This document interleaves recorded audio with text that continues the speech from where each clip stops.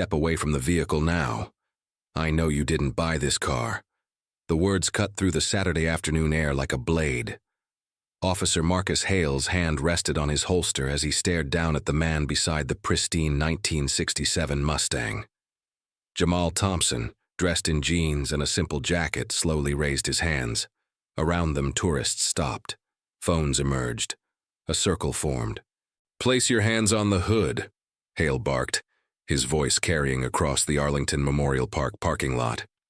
"This vehicle matches a stolen car report." Jamal's tactical backpack slid from his shoulder as he complied. Through the car window, a leather duffel lay on the passenger seat, its official insignia barely visible beneath scattered gear. The crowd grew larger. The cameras rolled. "Have you ever been judged by the color of your skin rather than the content of your character, even when you held more power than those judging you?" 10 minutes until base security realizes Sergeant Thompson is missing from the emergency honor guard briefing. Officer Hale circled the Mustang like a predator studying prey. His 12 years on the force had taught him to spot inconsistencies. A black man in casual clothes driving a car worth more than most people's annual salary. The math didn't add up in his mind. "This vehicle is worth more than you make in 5 years, he said, his voice loud enough for the growing crowd to hear. "So let's start with the truth." 20 feet away, college student Mia Chen held her phone steady, live streaming to her TikTok followers. The viewer count climbed 847, 1203, 2456. Comments flooded the screen faster than she could read them. "Officer, I can explain," Jamal began, his voice calm despite the humiliation burning in his chest. "No, sir." Hale's hand moved to his radio. "You'll explain to the detectives. Right now, I need to see registration, insurance, and proof of purchase for this vehicle." The crowd pressed closer. Some filmed openly while others pretended to sightsee, their eyes locked on the unfolding drama. Jamal noticed an elderly black man pushing through the gathering, recognition flickering across his weathered face. "That's not the man," started. "Step back, sir," Hale warned without looking away from Jamal. "This is police business." Jamal's phone buzzed against his hip, commanding officer calling. He couldn't answer, not with his hand still pressed against the warm metal of his father's restored car. The same car he'd driven to countless family reunions. The one that carried his memory in every pristine detail. "I'm going to need you to empty your pockets," Hale continued. His backup should arrive soon. Saturday afternoons in this historic area usually meant simple tourist disputes, but this felt bigger. This felt like the kind of arrest that made careers. "Officer Hale." Jamal read his name tag with deliberate precision. "Badge number 4847. I need you to understand." "What I understand," he interrupted, "is that you're stalling. People who belong with cars like this don't act nervous around the police. Noncompliant. Hostile." The words would appear in his report, shaping the narrative before truth had a chance to emerge. Jamal understood the power of language, the way it could transform a victim into a perpetrator with careful selection. Minutes remaining. His duffel lay just inches away, containing everything needed to end this nightmare. But reaching for it meant sudden movement, meant escalation, meant risking the very confrontation his sentinel training taught him to avoid. So he waited, hands on the hood, cameras rolling, power hidden in plain sight. Minutes until base security realizes Sergeant Thompson is missing. The wail of sirens cut through the Saturday tourist buzz. 2 patrol cars rounded the corner, their blue lights painting the crowd in strobing shadows. Sergeant Vargas emerged from the first vehicle, his 23 years of experience evident in his measured approach. "What have we got, Hale?" Vargas surveyed the scene. The pristine Mustang, the well-dressed man with his hands on the hood, the crowd of phone-wielding witnesses. "Possible vehicle theft," Hale replied, puffing his chest. "The subject claims the car belonged to his father, but can't provide adequate documentation." Vargas studied Jamal more carefully. Something felt off about Hale's assessment, but protocol demanded support for an officer in the field. "Sir, we're going to need you to step away from the vehicle while we conduct our investigation." Mia's live stream exploded to 2347 viewers. Her phone battery dropped to 28%, but she couldn't stop recording. The comment section moved too fast to read, but she caught fragments. "Racial profiling. Black Lives Matter. Justice for Sergeant Thompson." "Wait, Sergeant Thompson." Officer Lisa Ramirez emerged from the second patrol car, her 5 years on the force making her cautious about high-profile situations. She immediately began crowd control, establishing a perimeter while documenting the scene with her body camera. "Sir, we need to maintain order here," Ramirez told Vargas. "This crowd is getting agitated and we have the media arriving." Indeed, a local news van had turned into the parking lot, its satellite dish extended.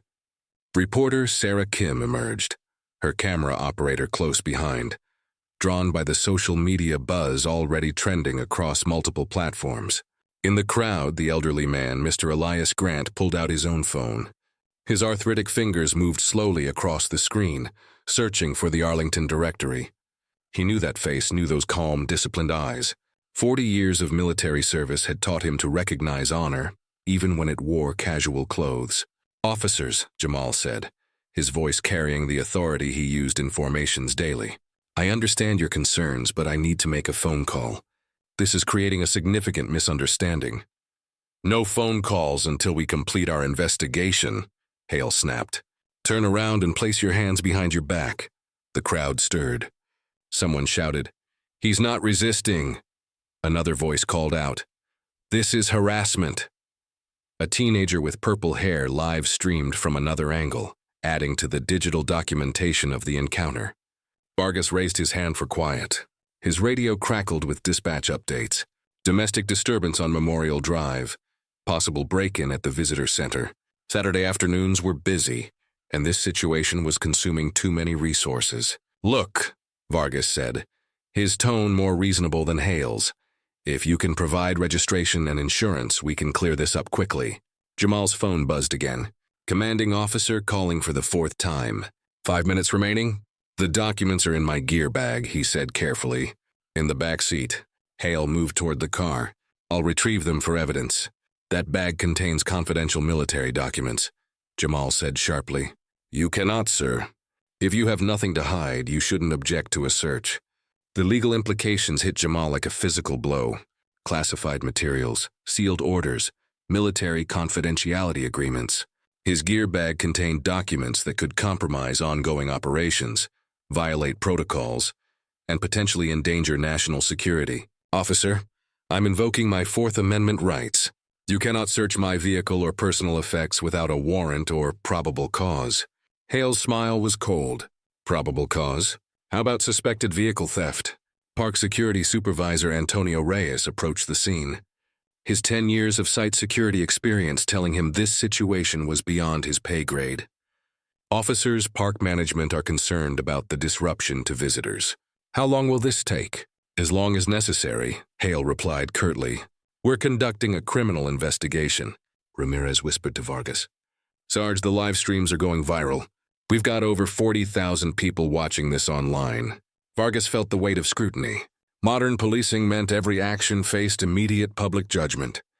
One wrong move could destroy careers, spark protests, or trigger federal investigations. In the crowd, Mr. Grant finally found what he was looking for. His face lit up as he recognized the photo on the military website. Sergeant Jamal Thompson, tomb guard of the unknown soldier. He pushed forward again, but the crowd had grown to over 200 people. "Officer?" "That man is Sergeant Jamal Thompson of the Tomb Guard," Mr. Grant called out, his voice carrying decades of military authority. Hale paused, handcuffs halfway to Jamal's wrists. "Sir, please step back." "I served in the military for 40 years, Mr. Grant continued. "I know Sergeant Thompson. His father was Colonel Robert Thompson. He drove this exact car for 20 years. Vargas looked between Mr. Grant and Jamal, doubt creeping into his expression. Ramirez activated her radio, requesting a supervisor and additional backup for crowd control. Mia's phone showed 45,678 viewers. Comments flooded in from across the country as the hash Sergeant Thompson began trending. Local news stations picked up the feed, amplifying the reach exponentially. This is Sarah Kim, Channel 7 News, coming to you live from Arlington Memorial Park, where a traffic stop has drawn significant attention and raised questions about racial profiling. The situation was spiraling beyond Hale's control, but his pride wouldn't let him back down. 3 years from retirement with a record that included 18 excessive force complaints, and 2 federal lawsuits settled quietly by the city. This arrest could redeem his reputation or destroy it entirely. "Sir, you're under arrest for failure to provide proper vehicle identification and obstruction of justice," Hale announced, producing handcuffs. "Obstruction?" Vargas questioned. "Tom, maybe we should." "He's been evasive from the beginning," Hale interrupted. "Turn around." The crowd erupted. Phones captured every angle as Jamal slowly turned, his dignity intact despite the humiliation. His father's voice echoed in his memory. "Sometimes the system fails us, son, but we never fail our duty." Hale's radio crackled. "All units be advised. Base security reports Sergeant Jamal Thompson is missing from the emergency session. All patrol units should be alert for possible emergencies or abduction." The color drained from Hale's face. Vargas grabbed his radio. "Dispatch Unit 23. Can you provide a description of the missing sergeant?" "African-American male, 45 years old. Approximately 6'2", last seen wearing jeans and dark jacket. Driving a blue 1967 Ford Mustang, license plate CRT 1945. Vargas looked at the car. CRT 1945, Colonel Robert Thompson 1945. 3 minutes remaining. The pieces clicked into place. The confident demeanor, disciplined knowledge, the careful word choices. Vargas had coordinated with tomb guards in ceremonies dozens of times over the past 5 years. Without the formal uniform and precise march, he hadn't recognized him. Tom, Vargas said quietly. "I think we need to. I don't care who he claims to be." Hale snarled, but his voice wavered. "Proper procedure demands." Jamal's phone rang again. This time he could see the caller ID through his pocket. "Commanding Officer General Ellis. Emergency briefing. Landmark case." His input needed to break a 4-4 tie on new military accountability measures. The irony was perfect. "Officers," he said, his voice carrying the quiet authority that had commanded respect in formations for 15 years. "I'm going to reach for my identification now." "You can watch my hands. You can follow protocol, but this ends here." Hale raised his handcuffs again. "Sir, do not reach for anything." "Let him," Vargas said firmly. "Step back, Tom." The crowd held its breath. 53,000 viewers watched Mia's live stream. The news camera rolled. Mr. Grant smiled with satisfaction. Minutes remaining. Jamal reached slowly toward his duffel, his movements deliberate and visible. His fingers found the leather duffel, pulled it free, and flipped it open. The moment of truth had arrived. Minutes remaining. The leather duffel opened with a soft snap that seemed to echo across the silent parking lot. Inside, nestled against khaki gear, lay a military identification card bearing the seal of the U.S. Army Old Guard. Sergeant Jamal Thompson, tomb guard of the unknown soldier. The silence stretched like a held breath. 53,000 viewers watched through Mia's live stream as Officer Hale's face transformed from confident authority to dawning horror. The military ID caught the afternoon sunlight, its official insignia unmistakable to anyone who'd spent time around bases. "Officer Hale," Jamal said, his voice carrying the quiet power that had commanded respect in sentinel duties for 15 years. "Badge number 4847. I am Sergeant Jamal Thompson of the Tomb Guard Regiment." The crowd erupted not in anger, but in stunned recognition. The elderly Mr. Grant clasped his hands together, vindication written across his weathered features. Mia's phone nearly slipped from her trembling fingers as comments exploded across her screen faster than the eye could follow. "Oh my God, he's a tomb guard. That cop is done. This is insane." Vargas stepped forward, his 23 years of experience telling him this situation had just become a career-defining moment for all the wrong reasons. "Sergeant, we had no idea." "Course you didn't," Jamal replied, closing the duffel with deliberate precision. "Because you saw a black man with an expensive car and made assumptions based on prejudice rather than evidence." Hale stood frozen, his handcuffs still dangling from his right hand. The mathematical certainty that had driven his actions, black man plus expensive car equals theft, crumbled under the weight of reality. This wasn't just any soldier. This was the Sergeant Thompson, the one whose precision he'd witnessed at ceremonies 17 times over his career, the one who'd exemplified discipline, his reports, his credibility. "This vehicle," Jamal continued, his voice gaining strength, "belonged to my father, Colonel Robert Thompson, who served this country for 32 years. The same regiment where I now stand guard. The same unit where your department sends officers to coordinate for national events. He reached into the duffel again, producing a second document. This is the vehicle's registration, clearly showing transfer from Robert Thompson's estate to Jamal Thompson, dated 18 months ago. This is what you would have seen if you'd approached this situation with professionalism instead of prejudice. Reporter Sarah Kim pushed closer with her camera crew, recognizing the magnitude of the story unfolding. Sergeant, can you comment on this encounter? I can comment on the systematic failure of training that leads to racial profiling, Jamal replied, never taking his eyes off Hale. I can comment on the violation of my Fourth Amendment rights. I can comment on the public humiliation of an elite sentinel, based solely on the color of my skin. The live stream viewers climbed past 60,000. News outlets across the state began picking up the feed. Sergeant Thompson trended nationally within minutes, joining #racial profiling and #military accountability in the social media stratosphere. Ramirez approached cautiously, her body camera capturing every word. Sergeant, we sincerely apologize for this misunderstanding.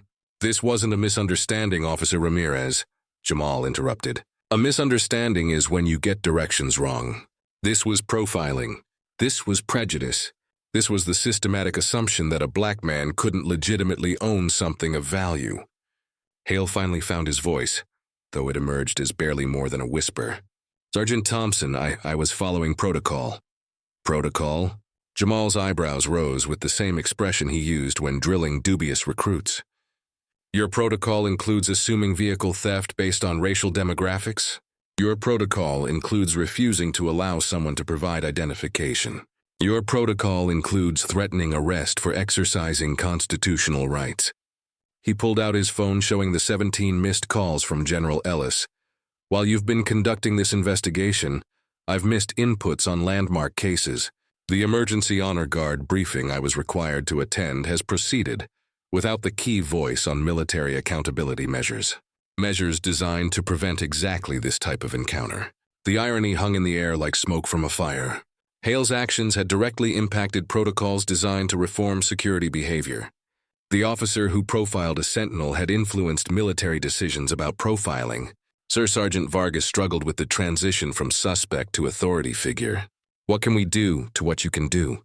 Jamal said, producing a small digital recorder from his jacket pocket. Is understand that I've been documenting this entire encounter for potential legal proceedings. Hale's face went ashen. You were recording? As is my right under Virginia Penal Code Section 148G, he replied. Citizens are permitted to record police encounters in public spaces. Sentinels particularly have a responsibility to document potential civil rights violations. The crowd pressed closer, sensing the tide turning. Mr. Grant stepped forward boldly now, his military authority restored. Officer Hale, I tried to tell you who he was. 40 years I served in the military, and I know Sergeant Thompson. You wouldn't listen. Sir, we appreciate, Ramirez began. No, Mr. Grant interrupted. You don't appreciate anything. You saw a black man and assumed criminality. In my 40 years of military service, I've watched this same prejudice destroy careers, ruin lives, and undermine honor. Mia's live stream commentary had evolved from shocked observations to real-time analysis. Y'all, this is what systemic racism looks like. This is why we need reform. This sentinel was getting arrested for driving his father's car while black. The viewer count hit 75,000. Major news networks began reaching out to Mia for permission to use her footage. The story was becoming national before Hale had even processed what was happening. Jamal opened his gear bag fully, revealing additional documents that made Hale's stomach drop.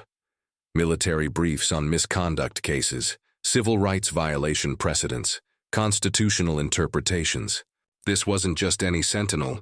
This was a sentinel who specialized in the exact type of case his actions had just created. Officer Hale, he said, his voice carrying the weight of military authority. In my 15 years as a tomb guard, I've seen hundreds of cases involving security misconduct. I've studied racial profiling statistics extensively. I've disciplined guards for civil rights violations. He paused, letting the implications sink in. Your precinct specifically has a 23% higher stop rate for black drivers compared to county averages. Your personal record includes 18 excessive force complaints and 2 federal lawsuits settled by the city. Hale's knees nearly buckled. How did he know? How could he access those records? I know these statistics, Jamal continued, because I sit on the Military Committee on Security Accountability. I review departmental data quarterly. I make recommendations for policy changes. I approve settlement agreements for civil rights violations. The revelation hit like a thunderbolt. Hale hadn't just profiled a random sentinel. He'd profiled the sentinel responsible for overseeing security reform in the region. The sentinel who would determine his department's future policies. The sentinel who could influence his career, his pension, his legacy. This encounter will become a case study. Jamal said matter-of-factly, it will be analyzed in academies, training centers, and civil rights seminars. It will demonstrate the intersection of racial bias and abuse of authority. Reyes, the park security supervisor, had called his headquarters. The parking lot incident was already viral, and management needed damage control strategies. The memorial park would face scrutiny about their security policies, their relationship with local police, their response to discrimination. Minute remaining. Jamal's phone rang again. General Ellis calling for the 19th time. The emergency briefing couldn't wait any longer. Duty demanded decisions even when sentinels were being profiled in parking lots. I need to take this call, Jamal announced. The commanding officer requires my input on cases that will affect civil rights protocols nationwide. He answered the phone, his voice immediately shifting to professional formality. General Ellis, this is Sergeant Thompson. I apologize for my absence, but I've been detained by police while attempting to return to base. The conversation was audible to those nearby. Ellis's voice carried concern, authority, and barely contained anger. Within minutes, the general had contacted the police commissioner directly. The chain of command that governed law enforcement was mobilizing. Hale's radio crackled. Unit 47 returned to station immediately for conference with Commissioner Brooks. Commissioner Brooks, Mr. Elias Grant's son. The elderly man who'd tried to help now smiled, with the satisfaction of 40 years in the military system. He'd watched honor delayed, but rarely honor denied. Officer Hale, Jamal said, ending his call. You have a choice to make. You can learn from this encounter and become part of the solution, or you can continue the same patterns that brought us to this moment. He retrieved his sentinel uniform from the gear bag, the final symbol that transformed the situation completely. The crisp fabric with its insignia represented authority, duty, and the code of honor that Hale had sworn to serve. This uniform, he said, holding it up for the cameras, represents 15 years of service to our nation.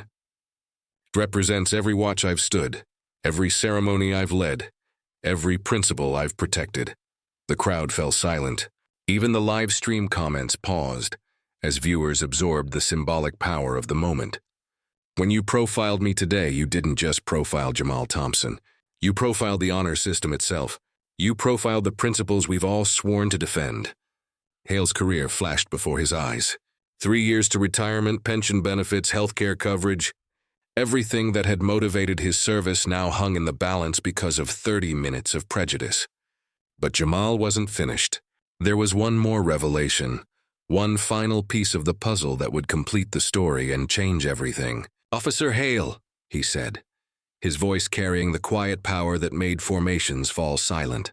There's something else you should know about this situation. Something that makes your actions even more significant than you realize. The crowd leaned forward, the cameras focused. The live stream viewers held their collective breath. The final secret was about to be revealed. Officer Hale, Jamal continued, his voice cutting through the parking lot tension like a blade. The emergency honor guard briefing I missed today. We were reviewing case number 2024, MR 88847, your federal civil rights lawsuit. Hale's face went white. The case he'd tried to forget, hoped would disappear in bureaucracy, had been sitting on Sergeant Thompson's panel. The man he'd just humiliated held his professional future in his hands. The plaintiff, Angela Reyes, alleged you profiled her during a traffic stop 18 months ago. Sound familiar? Jamal's voice carried the precision of 15 years in military discipline. Same historic area, same assumptions, same pattern of behavior. The live stream exploded past 90,000 viewers. Mia's hands shook as she held her phone steady, understanding she was documenting history in real time.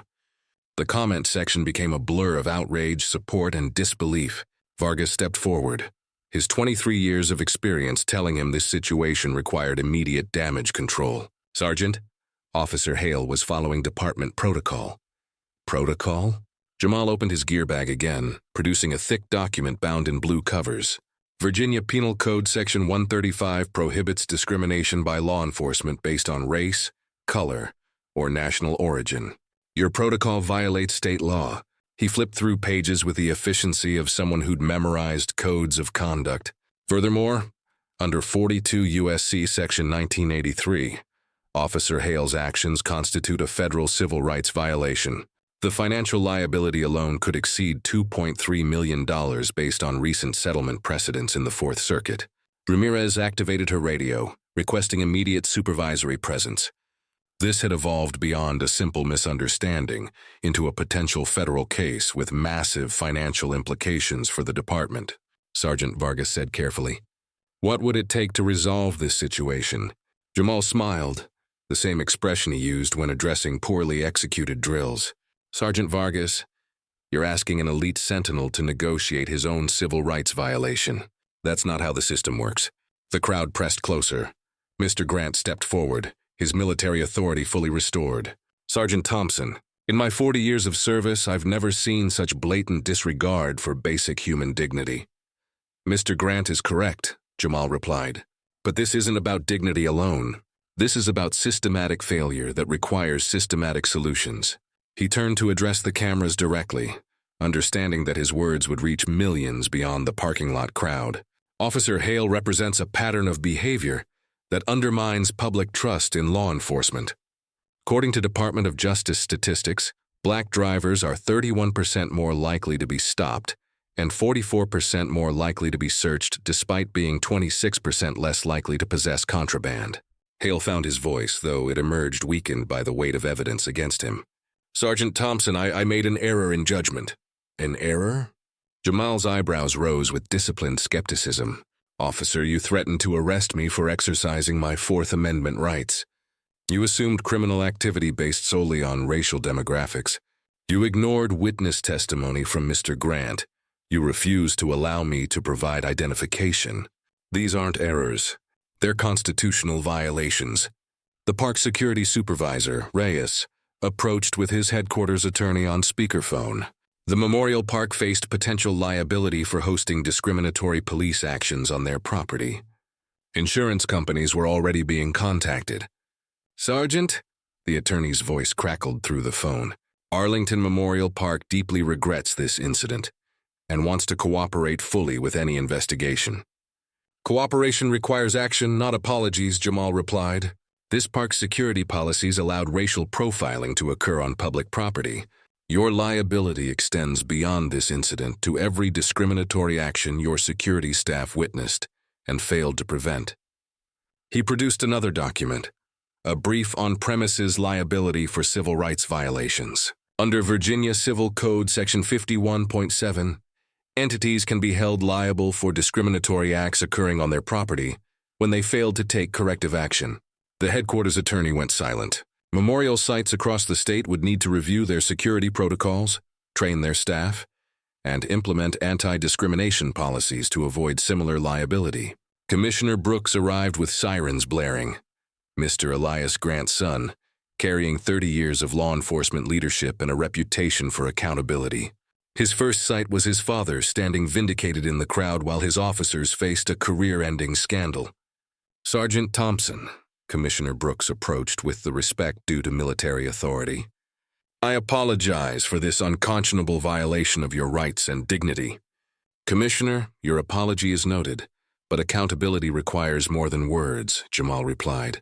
"Officer Hale's pattern of behavior suggests systematic training failures that endanger both community trust and departmental liability."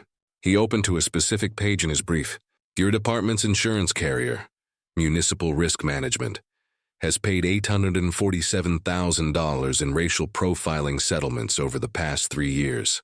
Officer Hale personally accounts for $312,000 of that liability." Commissioner Brooks's jaw tightened. Insurance costs were crushing police budgets statewide. Departments that couldn't control civil rights violations faced skyrocketing premiums or policy cancellations, What specific remedies are you seeking, Sergeant? Commissioner Brooks asked, understanding that military recommendations carried the weight of precedent. Jamal closed his gear bag, his decision made. Officer Hale has 3 options, and this choice will determine not only his career, but the trajectory of reform in this county. The parking lot fell silent.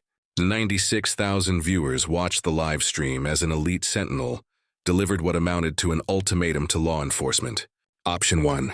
Officer Hale submits to immediate suspension pending federal investigation under 42 U.S.C. Section 1983. He faces potential criminal charges, civil liability, and permanent termination. This option protects his constitutional right to due process while acknowledging the severity of his actions. Hale's legs nearly gave out.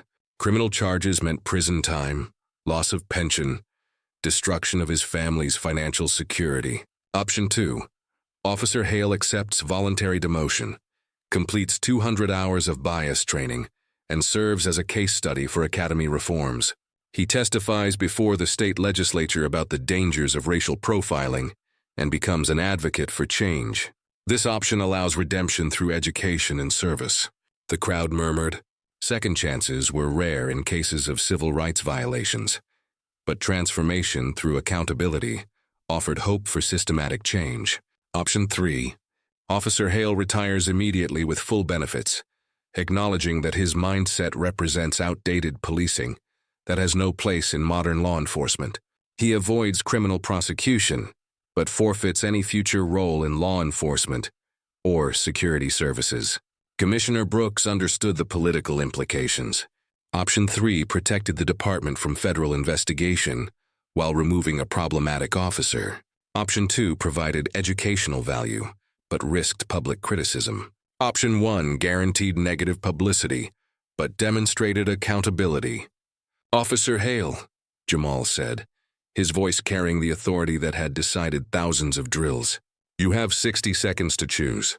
Your decision will be binding and immediately effective. The countdown began, not the emergency briefing timing that had driven the earlier urgency, but a final moment of choice that would define careers, policies, and precedents. Hale looked at his hands, still holding the handcuffs he'd planned to use on an elite sentinel. His 18 excessive force complaints, his federal lawsuits, his pattern of behavior that had led to this moment of reckoning. He began, his voice breaking.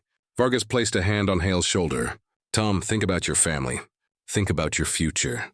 Ramirez activated her body camera, ensuring every word was recorded for legal proceedings and training purposes. The live stream viewers held their collective breath. Comments slowed as 98,000 people waited for a decision that would impact accountability across the nation.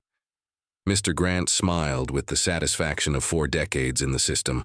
His son, the commissioner, maintained professional composure while privately acknowledging his father's vindication. Jamal waited with the patience of sentinel experience. 15 years of standing watch had taught him to recognize the moment when someone faced the truth about their actions. 30 seconds remaining, he announced. Hale's career, his pension, his family's future, everything balanced on the choice between accountability and consequence. The mathematics that had driven his prejudice now demanded a different kind of calculation. The moment of decision had arrived. Choose option 2, Hale said, his voice barely audible above the crowd's murmur. I'll accept the demotion, complete the training, and testify about what I did wrong. The parking lot erupted in surprise discussions. 104,000 live stream viewers witnessed a police officer choosing accountability over self-preservation. Comments flooded Mia's screen faster than anyone could read. He actually chose accountability. This is historic. Real change happening live. Sergeant Thompson nodded, with the measured approval he reserved for recruits who accepted responsibility. Officer Hale, your choice demonstrates the possibility of growth through accountability. However, this agreement requires immediate implementation and measurable outcomes. Commissioner Brooks stepped forward, his authority as police leader now aligned with military oversight. Sergeant Thompson, I'll personally oversee Officer Hale's compliance with these terms. This incident will trigger a department-wide review of training protocols and accountability measures. Commissioner, your commitment is noted, Jamal replied, producing a final document from his duffel. This is a memorandum of understanding I drafted during our conversation. It outlines specific reforms your department will implement within 90 days. He handed copies to Commissioner Brooks, the news media, and Mia for the live stream audience. The document detailed concrete changes that would prevent future incidents. Mandatory body cameras for all traffic stops with footage reviewed by civilian oversight boards. The technology existed. Implementation required only administrative will and budgetary allocation of $2.3 million annually. Every stop would be recorded, every interaction documented, every officer held accountable for their conduct. Quarterly bias training for all officers conducted by community organizations and civil rights experts. Training would include real-world scenarios, cultural competency, and de-escalation techniques, specifically designed to address racial profiling. Cost $450,000 per quarter, but invaluable for community trust. Data transparency requirements mandating monthly public reports on traffic stop demographics. Statistics would be analyzed by race, location, and officer to identify patterns of discriminatory behavior before they escalated to civil rights violations.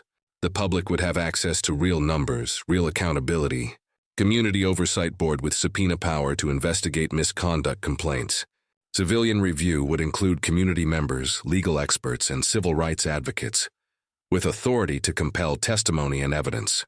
No more internal investigations that protected problematic officers. These reforms, Jamal explained to the cameras, represent evidence-based solutions to systematic problems.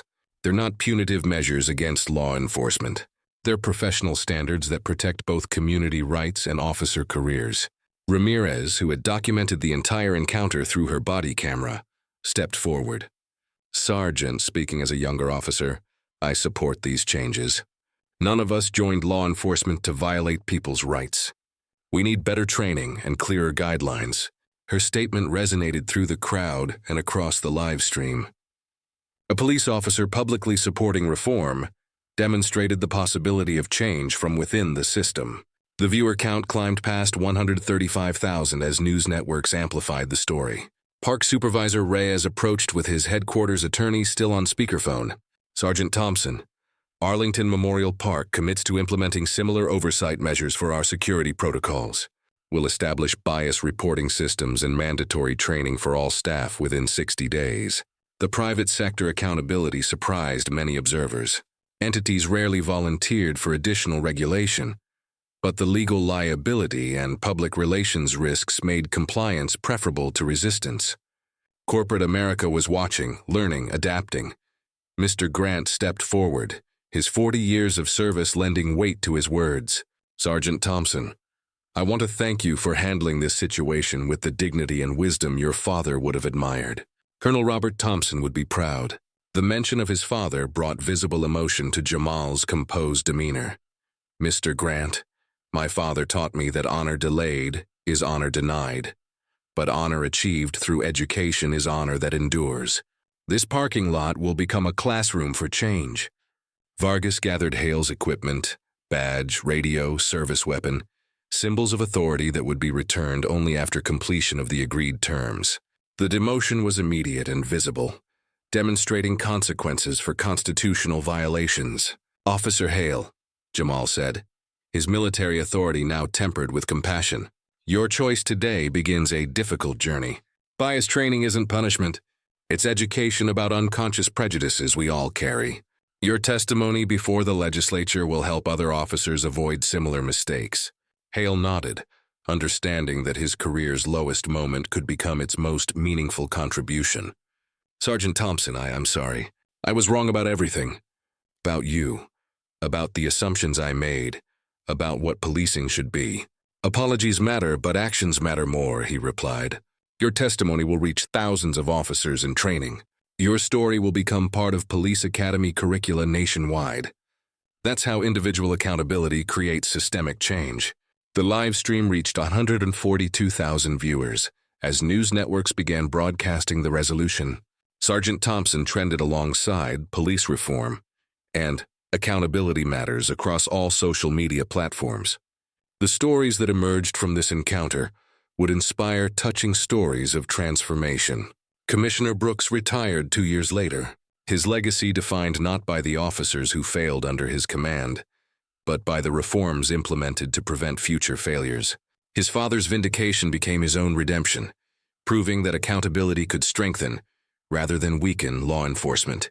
Sergeant Thompson continued standing guard with the additional authority that came from personal experience with civil rights violations. His oversight on misconduct cases carried the weight of someone who had faced prejudice and chosen honor over revenge. The 1967 Mustang still sits in his driveway, its pristine condition a testament to his father's memory and his own resilience. Every Saturday he drives it to the cemetery, remembering that dignity preserved through quiet strength creates more lasting change than anger expressed through loud confrontation. The lesson remains clear. When we witness injustice, we have a choice. We can stay silent and allow prejudice to flourish, or we can speak up and demand the accountability that creates real change. Your voice matters in this fight for justice. Share your own stories of overcoming prejudice in the comments below. Have you witnessed discrimination? How did you respond? What changes do you want to see in your community? Subscribe to Voices of Honor for more stories of resilience, justice, and the quiet power that transforms systems from within. Hit that notification bell because every story shared brings us closer to a world where character truly matters, more than color. Together, we can ensure that the next generation inherits a system that protects everyone's constitutional rights, regardless of race, regardless of assumptions, regardless of the prejudices that once divided us. Honor achieved through education is honor that endures.